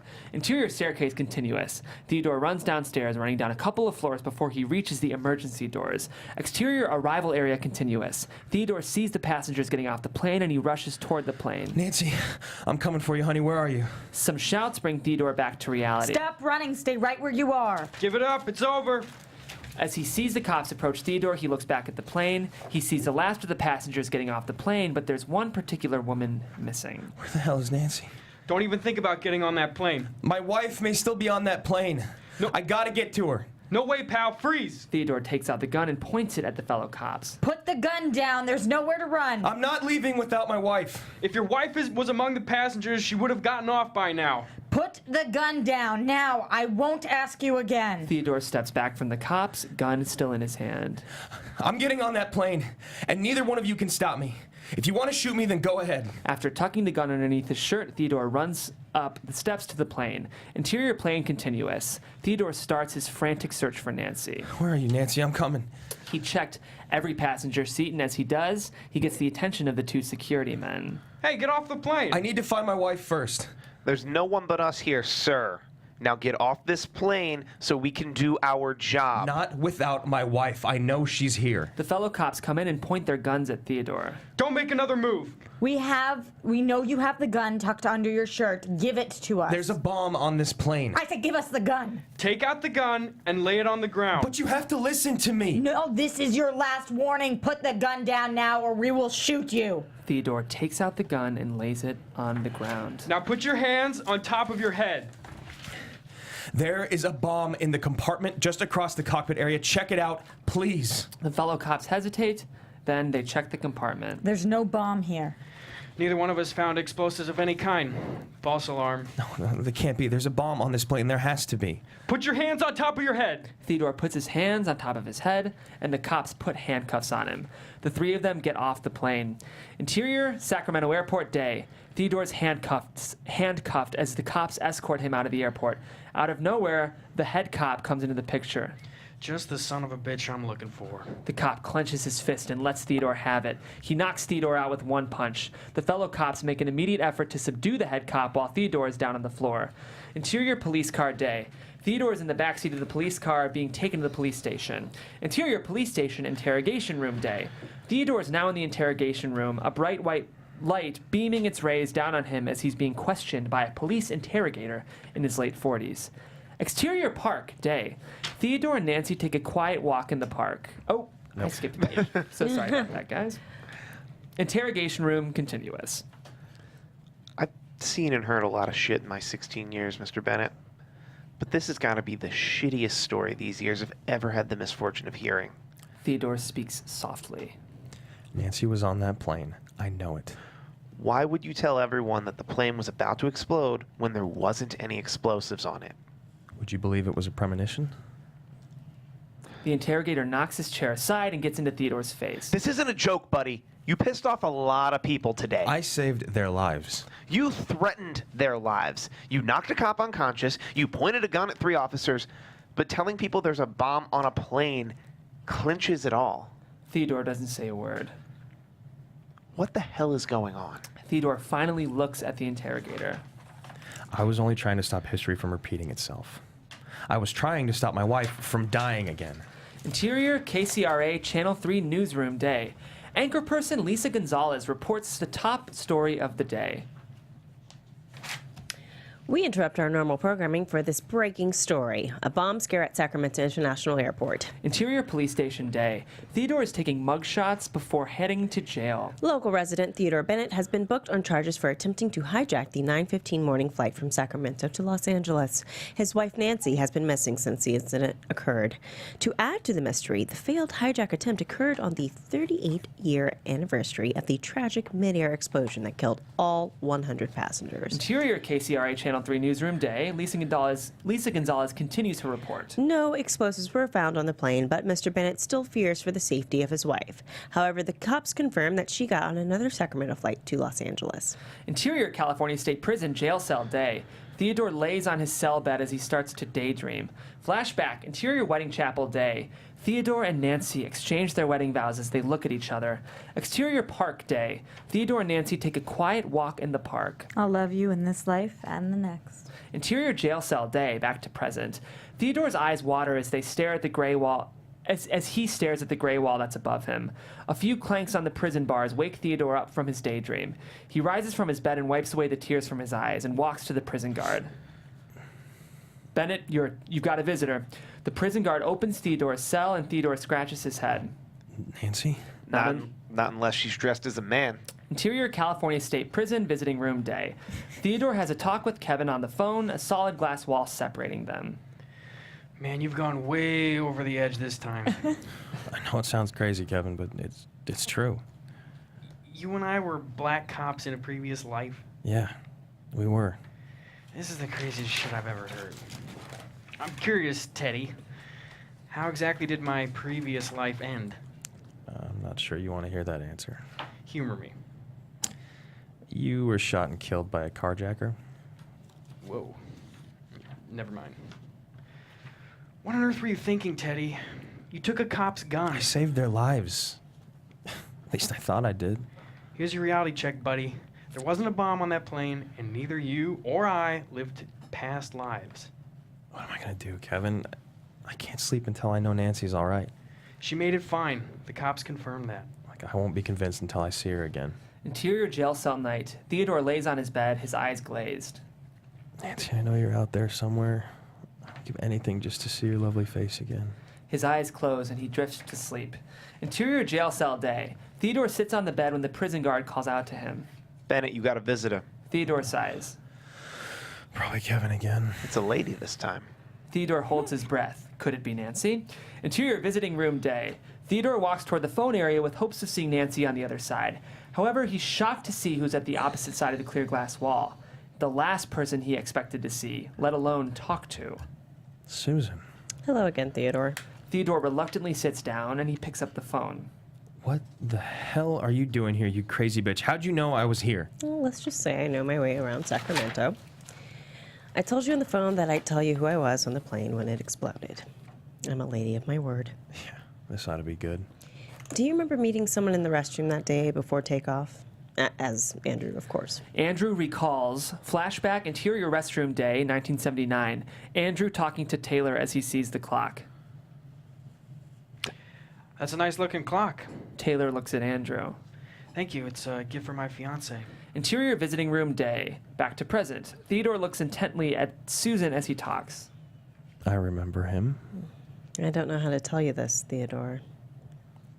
Tell me what? Tell me what, Susan?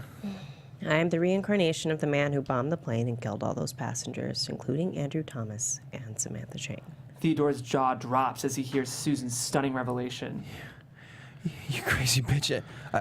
I can't believe I'm hearing He this. tries to get himself together, but barely does. Where is she? I don't know who you're talking No more bullshit. I know you've done something to Nancy. I didn't see her get off the plane. Tell me where my wife is. I haven't done anything to your wife, Theodore. I swear, if anything happens to her, I'll fucking kill Theodore her. looks around the room as he sees security guards watch from a distance. He calms down somewhat. You and Nancy were destined to be together, Theodore. Stop with that destiny crap. Enough. I want to know where Nancy is, and I want to know now. Your wife is safe. How do you know for sure? You better not be pulling my chain. Nancy is safe, I assure you. Is she in L.A.? Is she in Burbank? Is she in San Francisco? Where the hell is she? On her way to the clouds. To the clouds? What the hell are you talking about? Susan takes her glasses off. There is something I have to tell you about Nancy. Exterior beach house patio day. It's the previous day, and Nancy sits on a patio in LA. She looks at the person she's talking to. Catching the 9:45 flight at the last minute was the right thing to do. When Theodore told me about his past life, I must admit I freaked out. And when he knew about my previous life as Samantha Chang, I lost it. She gets the red box. This is for you, Susan. After Nancy puts the red box in the glass table, Susan takes it. Thank you, Nancy. I'll open it when the time is right. I got something for you. Susan picks up a black box that has the same shape, and she puts it on the table. This will help you in your next preparation for the next life. Susan walks away with the red box in her hand. Meanwhile, Nancy looks at the black box and sighs. To my next life. The moment she opens the box, boom, Nancy is killed in an instant and the patio is completely destroyed. Interior visiting room day, back to present. Theodore has tears in his eyes and a fuse that is about to go off. You loathsome bitch. You loathsome bitch. You killed Nancy. You killed my wife. I want to give you something, Theodore. Something that will reunite you and Nancy. I don't want any goddamn reunion. I wanted her alive. Theodore is stunned when he sees Susan's red box. Oh, Jesus Christ. Don't open that. It's for you, Theodore. It's your destiny to be with Nancy for all eternity. In the previous life, in this life, and in the next. Theodore stands up. There's a bomb. There's a bomb in that He box. gets the attention of the security guard and some of the prisoners. He pounds on the wall trying to get to Susan. The guards come up and try to subdue him. Susan opens the red box and a horrendous explosion occurs. Interior visiting room later. Rubble and ashes fill the room. Every security guard and prisoner is dead. Still, silent, lifeless. The bodies of Theodore and Susan lie together, pieces of glass surrounding them. Exterior Quiet Haven Memorial Park Day. The tombstones of everyone who died in the prison blast lie ever so quietly. There are two tombstones that lie together. They're the resting places of Theodore and Nancy. Nothing in this world, not even death, can ever keep them apart. Fade out, the end. Huh. Cool, guys. That was Destination Yesterday, written by Dexter E. Williams. We will be back in 5 or 10 minutes with him on the line to break apart and break down this very, very interesting script. So stand by.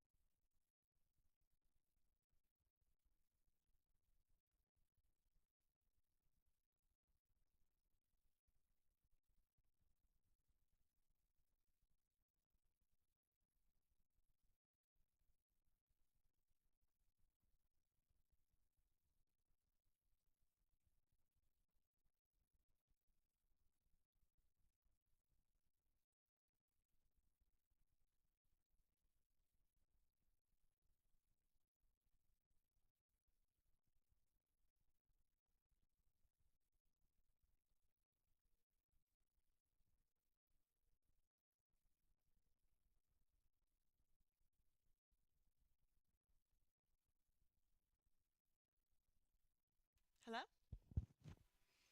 Julian? Yes, hi, can you hear me? Yes, I can hear you. Perfect. Okay, awesome. Well, now that I have you, I'm going to just mute you for a bit. We're going to get going in less than a minute. I don't know if you'll be able to hear me give a countdown, but as soon as you hear Jeff introduce you, that's when we're back on. And yeah, we're free to talk and get going. That'd be great. Awesome. Sounds good?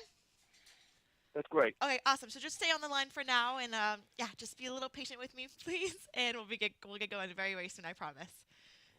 All right. Yes, ma'am. Thank you. All right, bye.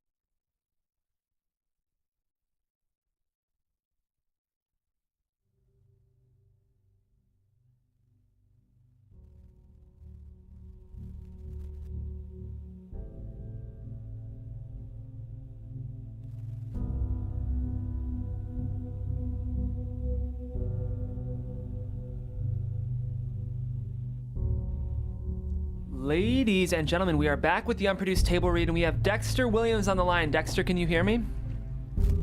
I can hear you loud and clear. Perfect. Dexter, you're calling us from North Carolina, is that right? That is correct, sir. Well, we're very Raise excited to up. have you. Thank you for letting us read your work on air. We appreciate it. I'm honored and I'm not humbled, and thank you. You did a great job. Thank you so much. I think before we dive into some of the development questions I have, I think we have some burning narrative questions from our panel, just about, there's a lot of mystery in this script, and I think we just want to clear up some details. Rox, you want to start? Oh, yeah. My main question for you is, because I'm curious about Nancy, why is she so desperate for Theodore not to know about her past life as Samantha? Well, I feel that Nancy is something that buries so deep that she does not want to let it out, fearing that doing so would make things crazier than they already are. And she feels like the only thing she can do once he knows is kill herself? Not necessarily kill herself, but get some more answers and perhaps go to Isabel herself to reveal more about her past life. Yeah, I kind of got the impression that she was realizing at the same rate as Theodore. Like, they're kind of realizing independently, but maybe she suspected her own paranoia, like as you mentioned, would kind of accelerate the problems they're dealing with throughout the second act. Is that kind of it? Yeah, something also of that nature. That's what the screenplay is actually about not taking life for granted, and sometimes deals with crazy things that are beyond comprehension. And is it something to, I don't know if this is kind of like a loop, but once they know, it's kind of always near the end for their life anyway. Are they always going to die at 32 and 35, or is that something that you thought about when you, that's just kind of like always going to be no matter what life they live? it's actually thought about sort of like a Twilight Zone kind of thing, you know. These crazy things happen sometimes. Bizarre things that are beyond reason and beyond explanation. Okay. So a lot of your work, as you mentioned in your bio, deals with kind of metaphysical and spiritual themes. Can you talk about why that's interesting to you and why you decided to write a thriller based around kind of more spiritual concepts than sort of typically what we see in thrillers? Well, I saw a 1991 film on VHS called Dead Again, a great film for everyone to want to look for a good reincarnation thriller, romantic kind of stuff. And I was so impressed by that. I've written one of my first screenplays. I wanted to write something. It was a comedy. I wanted to write something more serious, more melodramatic. And after watching Dead Again, I thought, you know, reincarnation sounds like a very interesting concept for a thriller. So I was thinking of the Twilight Zone stories of Richard Matheson, what have you. And I decided to name it Destination Yesterday because it's about someone who has a past life of a tragic plane crash. He doesn't even know it. And adds some suspense and a surprise twist ending. And I think is one of the better scripts I've ever written. What was the reasoning, or what the reason for picking him to be a black police officer in the prior life? Just out of curiosity. Out of curiosity, that's a very interesting question. I thought, I thought it would be a very surprise. I wanted to surprise someone, having someone with someone who was another race, another creed, another life. I thought that would make a very interesting twist. That's why I did it that way. Right, because you're going and watching, you're like, it can't be him, right? He's black, and this guy's not. Of course, exactly. That's the one to put a word on over you. You never know who you were. It's the same thing with the female. It couldn't be that she couldn't be the terrorist. Exactly. Yeah, that's true. I think it was. She's a woman. There's probably some practical narrative reasons as to why you did everything you could to distinguish the reincarnated versions of these people from their original connections, because I think had you have given us sort of on-the-nose connections to them, we might have seen it too soon. I think you wanted to make that a big reveal. Is that right? That's exactly my plan, yes. Cool. Yeah, I think it works well in the script, Dexter. And it was such an interesting juxtaposition of their jobs in their present lives, like one being a police officer and the other one being essentially a calendar maker. Did you have a reasoning for picking those two jobs as well? Like, because Theodore's dealing with such more intense things, whereas his everyday life is super monotonous or boring or mundane. Yeah, that's exactly what I wanted to do. Most sort of mundane, ordinary in the current life, in the past life, something more exciting, more dangerous, more challenging. I thought this position would be very interesting to explore in the script. Why did you choose for? Because it was very interesting that Susan was the terrorist, and she ends up helping them rediscover that. What was the thought process behind that? The thought process about that, because when I wrote the character of Susan, I wanted her to be mysterious and creepy and what have you, and there's a sneaky. Some people have the sneaky feeling that there's something behind her, something sinister. And as you call it, the big reveal at the end that it is indeed beyond sinister. And I wanted to put a rug out from under people with that. I want to talk with you about just specifically the idea of sort of pulling the rug out from under us, because obviously it's a very surprising twist ending, and we get a lot of twists in the third act, which is always like hallmarks of a good thriller. I'd love to hear sort of how you structure, like what your process is, Dexter, and if you always knew that your ending was going to be what it was before you even dove into the script. I think I knew what the ending would be, what one wanted it to be. I wanted to, like I said, shock people, and my process is to be sort of a slow burn. Easily, slowly but surely, the tension ratchets up until it just grabs you by the throat. And that's what I was trying to do. Regarding the sequence in which Theodore was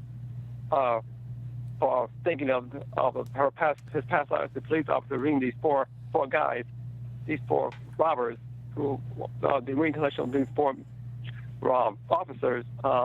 It's my first attempt at an action sequence. Action's not my kind of thing. I'm not an expert at it, but like I said, I want to be a slow burn. So slowly builds up, and then some real shocks along the way. And like I said, it was a very interesting experience writing Destination yesterday. So when you write a story like this and you know exactly what you want to deliver in the end and in the third act, and you already have exactly what you have in mind on paper, essentially, do you work backwards, or do you kind of work at both ends and kind of meet in the middle, or what is the process of writing when you have the end but maybe not how you're going to get there? Good question. Like I said, I just go forward. I don't go backwards. I rarely go backwards in any of my scripts. I go forward, see where the characters go, what the story goes, and I trust my instinct very much to see what happens. And it has worked out quite well, far better than I would have anticipated or even dreamed of. Yeah. One question I have, whenever you're writing in two different timelines like you are in this, it's important for us to see both, right? We need to be existing in both narratives at the same time. And actually, the first script we read of this year was another script that deals with two separate timelines. As a writer, how do you know how often to enter that past timeline? How do you find the balance between staying in the present with our primary protagonist, but also reminding the audience that we're simultaneously dealing with the past? The thing about Destination yesterday and the script you just mentioned, Second Dan, which is a real passion project of mine, I thought the hypnosis sequences and the dream sequences are really, really cool way, the best way to deal with the past without interfering too much with the story, to make the story flow smoothly, organically, and. Dreams and hypnosis are two things that are very interesting to me and very fascinated by, and that's what I wanted to do with the past, with the regression sequences and Destination yesterday and Second Dan. I thought it would be very interesting to deal with the past and how it affects the present and perhaps the future of these characters. Do you have any dream casting for the script? Dream casting, wow. Yeah. It's okay if you don't. I just was wondering if you had thought of anybody when you're writing specific characters or anything like that. Well, I have not in particular, but I do have dream casting for other script projects, and not quite Destination yesterday. Although I dream of like Mila Jovovich or Zoe Zadala playing Isabella. They play kind of so otherworldly character support. I think that'd be perfect to do those kind of stuff. I can see that for sure. See Miles Teller playing this. Oh yeah, Theodore guy. Miles Teller as Theodore. That's an interesting thing. What's his face? Patrick from the. Miles Teller would be great. Miles Teller would be great as a Theodore. I've seen him in Whiplash. Awesome film. Yeah, it's so He good. was amazing in that film. What's Should have gotten an option for that. But I think he'll be a great Theodore. Yeah. Which number of draft do you think that we're holding in our hand here? That was a question. Wow. Which draft is what I was trying to say. He's not trying to quiz you. Yeah. No. Fourth draft. Fourth? Fourth. Okay. Oh, wow. How are you someone who typically does a lot of rewrites, do you feel? I mean, that's an important lesson, I think, for our listeners, is that we're never reading a first draft on here. So, yeah, I'm wondering if you feel like you're someone whose first draft is pretty close to what you want, or if you feel like this is a pretty dramatically different version of the script than you started with. In the original draft, then the ending had Theodore actually saving Nancy. And then Susan's revealed to be someone else. But that just didn't quite work. I wanted to do a more shocking ending, what have you. That ending was good, but I wanted to do something more. It didn't make a lot of sense. I wanted to make something more dramatic, more shocking, and put it up for money. That's why I thought of the Susan character becoming the terrorist in the past life and what have you. Another question I have is when you pitched me a lot of log lines, which was really exciting for me because I had a variety of scripts to choose from, Dexter. But That's awesome. there was a huge variety of genres that you've written in, and I think it's not necessarily typical that the writers I bring on this show explore a lot of different genres in their work. Is that something you've always done, and do you feel like there's any kind of connective tissue between the work that you're doing, or every project is really kind of its own thing? All of them have a connection. Like you said before, that virtually all my scripts deal with the metaphysical and the paranormal and the otherworldly and what have you. I do it in different genres, mostly horror and fantasy. Destination yesterday sort of a supernatural tinged thriller, and I've not done any real world stuff as of this moment, although I'd like to try to do something in the future of real world stuff. But right now, the Twilight Zone, Outer Limits kind of stuff is the one thing I dig doing the most, and it's gotten me the most success as a screenwriter. Yeah. I noticed that you have optioned an entire horror trilogy, which is very exciting. Wow. Do you want to just tell us a little bit about that? What you can, yeah. Yeah. Yeah, sure. I'm represented by a company called Mystical Sounds Productions, Mike Lavigne and Faith Rhea are the founders of that company. I'm represented by them. There's a company that optioned the trilogy. It's called Enslavement. I can't tell you too much about the plot, top secret, but what I can tell you, it is a cross between The Craft and Red Dragon. Cool. I was majorly inspired by three actresses, particular actresses in films, Veruza Balk in The Craft, Kim Director in Book of Shadows, Blair Witch 2, and Dakota Fanning in The Twilight Saga: New Moon. In fact, the scene in which Dakota Fanning's character mentally makes Robert Pattinson's character Edward feel pain, I was floored. Okay, let me tell you, I was floored. So inspired by that I thought on Thanksgiving Day 2009. The day after seeing that film, I was inspired to write the first Enslavement. It took me just 2 weeks to finish it, and Dakota Fanning gives a lot of credit, tremendous credit, because she inspired me to inspire one of the characters in Enslavement. And that's, like I said, Veruza Balk and Kim Director were major influences too. And it's the fastest I've ever written any first draft script. 2 weeks. And, wow. Nice. So it took me a couple of years, but through Facebook, I ran into Faith Rhea. She read the script, she loved it. She sent it to Mark Lavigne, her partner in filmmaking and in real life, and they liked it, and they optioned the script, and it's currently in development. That's great. Very exciting. We're looking forward to hearing more about that. Congratulations, Dexter. Yeah, I was just going to say, Thank you very much. You mentioning the Dakota Fanning thing, I think it's a lot of times that happens with a lot of things where it's not necessarily a story that inspires you, but like you'll see a character or performance of somebody in a show or movie or anything like that, and you're like, oh my gosh, like you just get this whole idea for a character, and then the story can just come out of this entirely other character. So it's just kind of cool. It's like, yeah, no, that's sort of how this a main part of this whole series you created. It's like just born out of a character. It doesn't take much. Just someone's performance is enough to inspire a whole series. Well, thank you very much. Like I said, that moment in that film, The Twilight Saga: New Moon, I was floored. I was so inspired. And the day after that, I started writing Enslavement, and it took me just 2 weeks to finish it. Cool. Well, Dexter, I always ask this question, and is this the first time you ever had this table read? And if it is there anything that you want to change, things you like, you didn't like, anything that worked, I love the entire thing, man. There's not a single thing I disliked. I think you guys did an awesome job. The one who played Theodore and Isabel, they did a tremendous job. All of them did a tremendous job, all the characters, and I wouldn't change a thing. Well, thanks, Dexter. It was a fun read. It really flew by, which is, I think, oftentimes the hallmark of a good script. So we appreciate you letting us bring it on. Oh, well, one more thing. I want to make a special shout-out to Sue Capozzi. She's an intuitive reader. I met her at a psychic fair one day, and she's a fan of my work. I gave her a few of my scripts, and Destination Yesterday is by far her favorite script. Cool. She has a website called psychicreadingsbysue.com. That's psychicreadingsbysue.com. Sue, I'm giving you a shout right now. That's what I wanted to do. There you go, girl. Awesome. Well, and I have one more thing to say to you, Dexter. I hope you're watching the show Black Mirror on Netflix. Are you watching that show?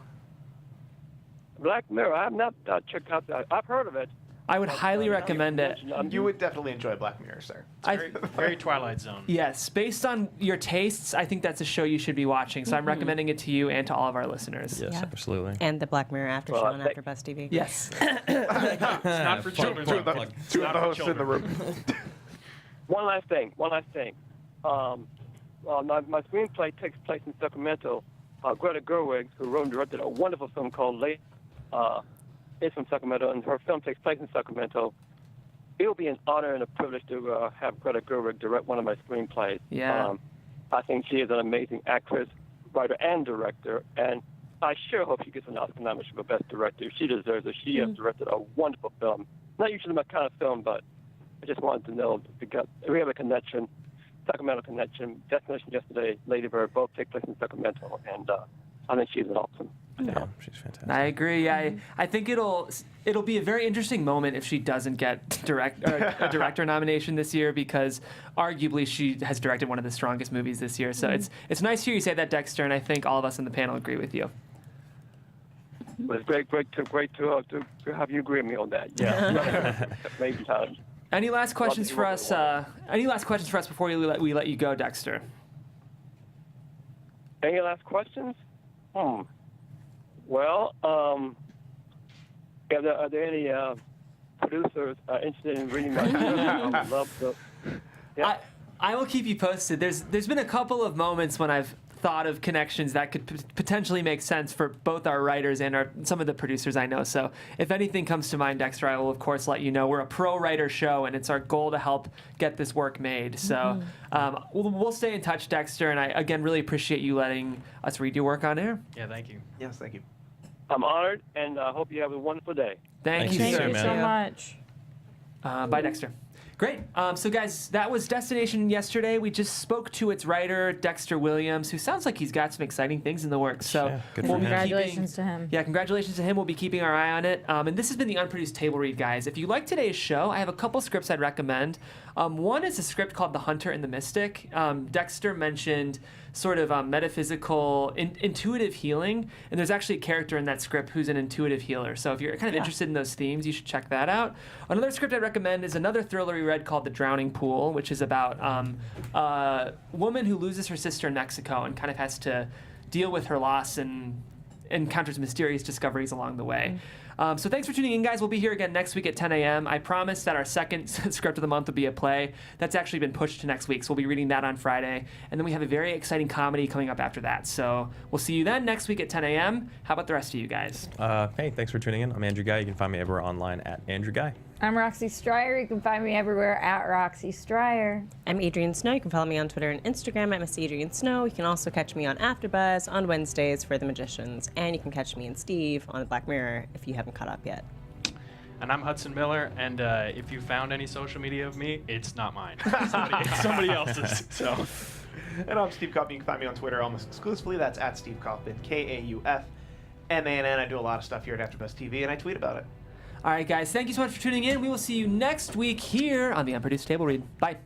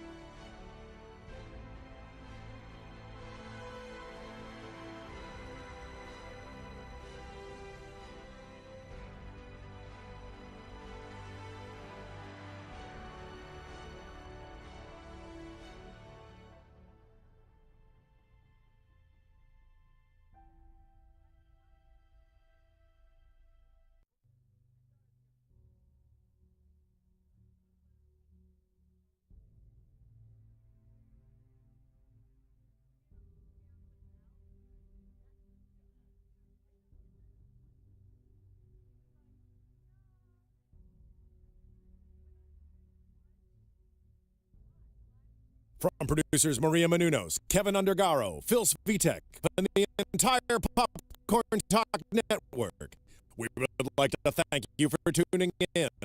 For questions or comments, be sure to visit popcorntalk.com. I'm Sir Richard Wentworth, and this has been a presentation of the Popcorn Talk Network. The views expressed herein are those of the hosts only and do not necessarily reflect the views of the Popcorn Talk Network or its owners or principals.